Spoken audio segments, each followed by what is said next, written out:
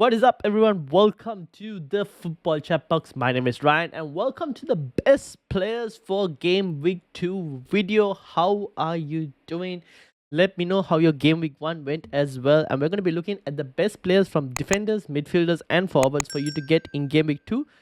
And also the players maybe that are looking whether you should stick or twist, whether you should sell them or keep them. We'll have a look at that as well.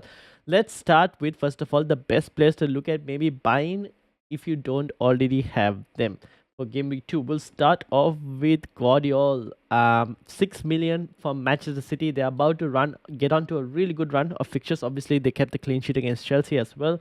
With Ipswich, West Ham, Brentford, in the next three at least, and obviously tough games against Arsenal and Newcastle. But then after that, they've got another good run as well. So if you're looking to get Guardiola and we don't know the injury status just yet of a certain Pedro Porro, if he's fine, Pedro Porro, you can continue to keep him. If he's not, maybe you might be looking at a sideways move if you have the money 0.5 in the bank to move to Guardiola instead as another option. So Guardiola first in for the defenders. The next one to look at potentially buying would be Robinson. Yes, they did lose to Manchester United, but while the game was 0-0, I think Robinson was at about 2 bonus points at one stage, with the clean sheet intact as well. So he's definitely a really good fullback, very attacking, really good fixtures for Fulham, Leicester, Ipswich, West Ham, Newcastle, Forest. Some decent attacking fixtures from there for Robinson.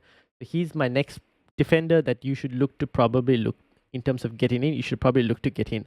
Another one would be Trent Alexander-Arnold. Now, for those of you who went without Salah, or some of you actually went with Salah and also Trent, or those who don't have Trent and have the money to get to him, still not a bad time to get on Trent. With Brentford, United, Forest, Bournemouth, Wolves within the next 6 game weeks. The United game will be the harder one, but the rest, from a clean sheet perspective at least, is really good. And obviously, Trent did get a couple of bonus points as well, alongside keeping that clean sheet. So one to definitely look at getting if you really wanted to invest right now. If you don't have the money, you don't have to definitely go and get there. Like, if you really can't, if it's too much surgery to go and get there, don't bother. It's not that necessary. But if you can get to him, it's a good option. And the fixtures are looking good as well for Liverpool. Now, that is the defenders. Now, obviously, there are a few other defenders on this list. We'll get to them, but they are more on the stick or twist section. Let's get to the midfielders in terms of who you would want to look at buying.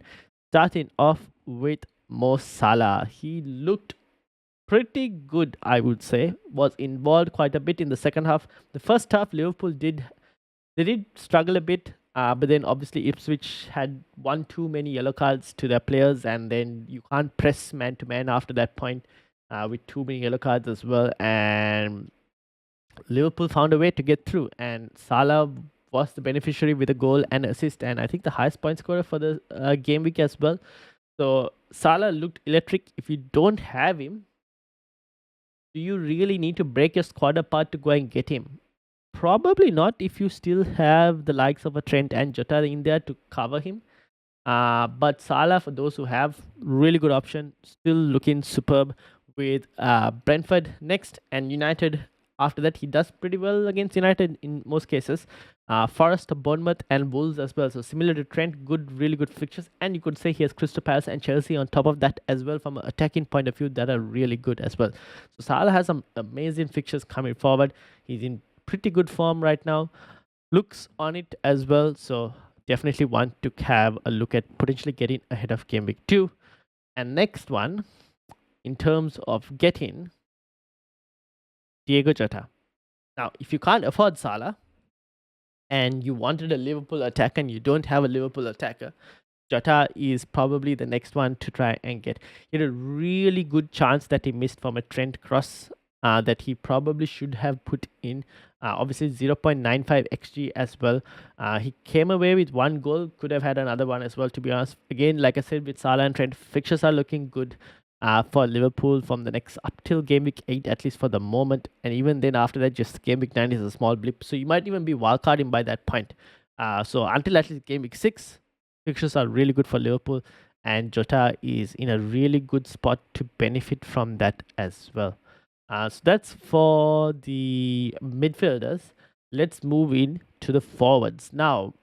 Kai Havertz, goal pointer in game week 1 against Wolves. Arguably, obviously, Wolves bit of like without a lack of a proper forward and still try and adapt to the new season. They weren't that great, Wolves. Arsenal played really well. Havertz came away with a goal and an assist, and it looks like Gabriel Jesus wasn't even starting, so Havertz did benefit as the starting striker. I think he's one of Arsenal's best attacking options into that Arsenal attack. Like if you can't afford Saka, I think Havertz is probably the next best Arsenal attacker that you can go and get. To be honest, so for me, from an attacking point of view, Villa, Brighton, Spurs, good fixtures. Even though there are a couple reds in there, from an attacking point of view, those are good fixtures. And then City is the harder one, but then after that they got Leicester, Southampton, and Bournemouth as well. So if you have Havertz, a pretty good option to go and get. If you're looking to sell someone like a Watkins or something to try and get an Arsenal attacker, I don't mind going and getting Havertz as well, to be honest. Really good option for those who are looking for a forward spot from or an Arsenal attacker in general for the next couple of weeks. Now, Chris Wood. I will add him here as a good option, but I will put in for at least for those who are looking and going and saying, oh, Chris Wood scored 9 points over Muniz. Oh, I should actually put Muniz. But Chris Wood scored 9 points over Muniz. He's got some good fixtures with Southampton and Wolves. Yes, and after that he's got Brighton, Fulham as well. Pretty good fixtures for Chris Wood in general. But I will add, he did have only one shot on target, and that was the only shot he had, and that resulted in a goal. So from a chances perspective, not many chances really come in. So that's the one thing I would say, just to add here, that chances aren't really there. But he did take the one chance that came to him and he scored. So you can't blame him for that. Fixtures looking good still as well for Forest. He could be an option. And like I said, I forgot to add Muniz, which I probably should add Muniz, because even though he did not return, the next couple fixtures for Rodrigo Muniz look pretty good. Similar to Robinson, like I said, fixtures look good. I think it's worth looking at getting. Now, let's move into the sell/stick or twist for ahead of game week 2. Now, there are a few players with question marks. Let's start with obviously Pedro Porro. We don't know just yet his injury status at the moment. We'll have to wait for press conference news to see. I think he should be fine. He's tweeted as well, doesn't really mention anything about his injury or anything. So I think he should be fine. So I think this is a stick for me. Mazraoui. Now I've seen a lot of people actually going and buying Mazraoui. I think he will be a pretty good option. I still believe that Diego Dalot is the more attacking fullback out of the two between him and Mazraoui. And while Shaw is still injured or not fit, Mazraoui will play games.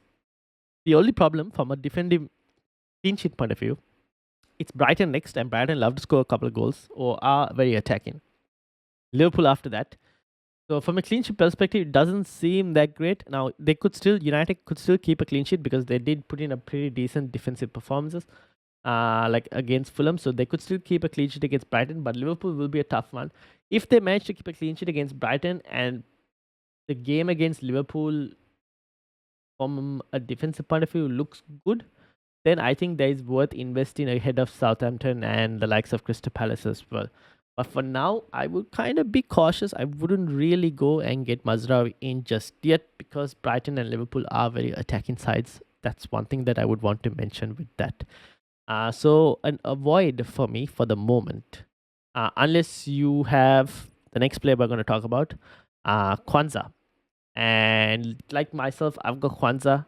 Now, stick or twist with Quansah. I am probably going to stick with Quansah, to be honest, because I think there is no full real guarantee that he won't start against Brentford.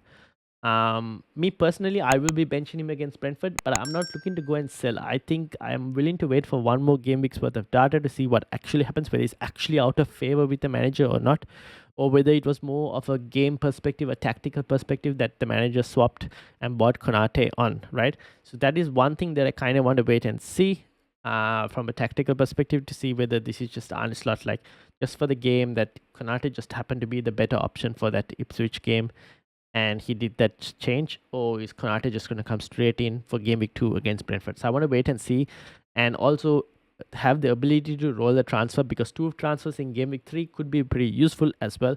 So for me, it's a hold with regards to, so stick with Quansah. If you really want to sell, then maybe Mazraoui, I wouldn't really go there. I would go Robinson if you haven't already got Robinson, to be honest, at the same price range. But for me, I am holding on Quansah. Barco, now he played nothing, 0 minutes. The rumors about a niggle potentially in that he picked up before during preseason, but to be honest, I think this is like I mentioned this on the deadline stream as well. If you're not gonna have start Barco in game week 1, you probably shouldn't own Barco at all. Because United and Arsenal next fixtures aren't great. If you have Barco at this point, I think you just keep him on the bench. I don't see his price falling per se. Like I don't think it will fall before game week 2. Keep him on the bench. Will he start against Man United in game week 2? Probably unlikely, to be honest. Like I don't know if he'll start or not. Very unlikely. Maybe this is a player that you would look to maybe when you press your wildcard him out. But definitely, if you're doing a later wildcard, want to sell as soon as possible, most likely. But yeah, for now, I think you can hold. I don't see his price falling. But if you are worried, I mean, if you're worried about his price falling, you probably have to look for like a 4.5 player. Otherwise, you go to a 4.0 in Ipswich, like Jacob Greaves from Ipswich, who is their centre back and also a set piece threat. So you can go for him if you really wanted to. But I think Barco, just wait one more game week, see what information we get from other teams as well as Brighton as well, and then make a decision. Is my thoughts. Let's move into the midfielders in terms of the players that you would want to stick or twist. Minte. Now, this is probably, I think, a concussion issue. I don't think he will feature against Man United, but I think he will come back against Arsenal. So if you're willing to wait for a week, you could potentially get him back ahead of Arsenal. Now, obviously, you wouldn't want him to play against Arsenal, but Ipswich and Forest after that. So if you're willing to wait maybe potentially for the next 2 game weeks, I don't think he's like, I'm not sure exactly on the concussion protocol whether he has to like be 6 days without playing or training or anything. So there is a chance he most likely misses the United game because of that. Have to wait and see. I'm not fully certain on that. But if you're willing to wait and just keep him on your bench, and if you have another player available that can sub him for him, then I don't mind keeping him on the bench because I think he will come back into the team. Otherwise, if you're looking to sell because you don't have any replacement else, like your other replacement is a 4.5 Harry Winks, then I would probably sell towards Emil Smith Rowe, who is at the same price at 5.5. With, like I just said, for Robinson and Muniz, Smith Rowe has some good fixtures. Now, obviously, he came off at the 63rd minute, but I think it's more of him trying to build minutes. This is a player, end of the day, who hasn't played enough football last year. And obviously has had injury concerns before as well. So they're trying to ease him back in. So I think he'll get more minutes against Leicester as well. And the fixtures are good, like I said, for Fulham. So maybe you can move to Smith Rowe if you wanted to. Back to the watch list. In terms of midfielders, to most likely look at selling. Or actually not selling. Rodgers, stick or twist. I think Rodgers put in a good performance for Aston Villa. I would probably stick. I know Arsenal is next. I probably wouldn't start him against Arsenal. But then game week 3, Leicester. Game week 4, Everton. Game week 5, Wolves. Game week 6, Ipswich. These are some good fixtures for Rodgers to actually start in. And if you have Rodgers, I would be holding on to him and probably looking to play him in 3, 4, 5, and potentially 6 as well, depending on how Aston Villa rotate with Champions League as well from 4, 5, and 6. So, but yeah, Rodgers, really good option. You can hold on to him. Moving on to Cole Palmer. Now, a lot of people are most likely selling Cole Palmer because they want to buy a certain Haaland or even a Mo Salah. And they're trying to find ways to fund it. And Cole Palmer is like one of those players who's getting the X. Now, would I sell Cole Palmer to fund a Haaland or a Salah? To fund a Haaland, yeah, to fund a Haaland, I might actually, because I think Chelsea are in a bit of a, I don't know, Chelsea don't seem to be settled just yet. So to fund a Haaland, I might. To fund a Salah also, fund a Salah, I might be tempted to do it potentially. So overall, I think it is maybe worth selling him at the moment. Even though the fixtures are great for 10.5, if you're telling me you could get Haaland or Salah, who are currently in more settled slash better teams, then I would do that move. But if you're willing to hold and if you're not like selling Palmer to try and upgrade to those two players and you're trying to get someone else, I would kind of hold on to Cole Palmer because the fixtures, as you can see from game week 2 to 7, are good from an attacking point of view. Palmer, I would hold if you're not selling for those two players. That's it with Palmer. Nkunku. Should you sell Christopher Nkunku? Because he came off at before the 60th minute against Manchester City. I probably wouldn't. You bought Nkunku for game week 2 to 7. I would keep him for game week 2 to at least game week 2 3. Give him the chance, the opportunity to see what he does in game week 2 3. Because you bought him for this run. You didn't buy him for Manchester City. So if you have Nkunku, stick. Play him for game week 2, play him for game week 3. See how Chelsea are in those two games. If they're still pretty bad, then you can sell. If they're good and he's improved and he's getting closer to 90 minutes and he's getting returns, then you can continue to keep him for 4, 5, 6, and 7 as well. But for Nkunku, stick. Jacob Murphy. Now, unfortunately, Jacob Murphy was a player that a lot of us went who didn't go Gordon. Maybe we didn't go Gordon. We went Jacob Murphy as the alternative, more budget Newcastle option. He did get unfortunately hooked because of Fabian Schär. That was just unlucky purely, to be honest. It's not that he was a bad option. He just happened to be very unlucky with that situation. I still think he will play Game Week 2. He'll start Game Week 2. And I still think he's a pretty decent option, to be honest, into Newcastle's attack. And I wouldn't be worried. I would still start him this game week. So for me, Jacob Murphy, stick. Kulusevski. Now, Kulusevski, this is a player that I would probably sell. He didn't start. Brennan Johnson started ahead of him. They got Everton next, which is a good fixture for Spurs, but I don't think Kulusevski will start.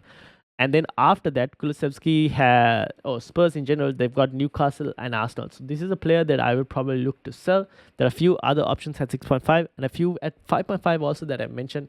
So I would most likely look to sell Kulusevski if you have him already. That is the midfielders. Let's go into the forwards. Isak, stick or twist? I would stick. I don't look. For some reason, he's on like one of the highest sold players for the round in the forwards.